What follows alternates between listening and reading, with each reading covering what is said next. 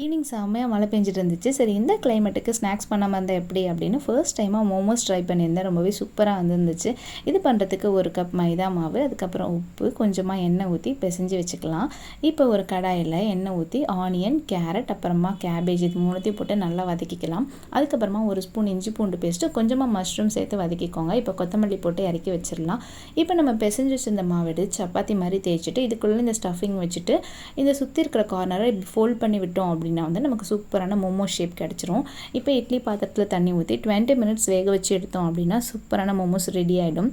இப்போ இதுக்கு நம்ம சாஸ் பண்ண போகிறோம். தக்காளி, காஞ்ச மிளகாவும் ஒரு 10 மினிட்ஸ் வேக வச்சு எடுத்துக்கோங்க. அதுக்கப்புறமா ஒரு பேன் வச்சு அதில் எண்ணெய் ஊற்றி பொடி பொடியாக கட் பண்ண இஞ்சி பூண்டு போட்டு வதக்கிக்கோங்க. இப்போ நம்ம அரைச்சி வச்சுருந்த அந்த தக்காளி பேஸ்ட் எடுத்து இதில் ஆட் பண்ணிவிட்டு 5 மினிட்ஸ் நல்லா கொதிக்க விடணும். அதுக்கப்புறமா ஒரு 1 ஸ்பூன் நாட்டு சக்கரை சேர்த்து இறக்கணும் அப்படின்னா சூப்பரான சாஸ் ரெடி ஆகிடும். தொட்டு சாப்பிட்டோன்னா வேறு லெவலில் இருக்கும்.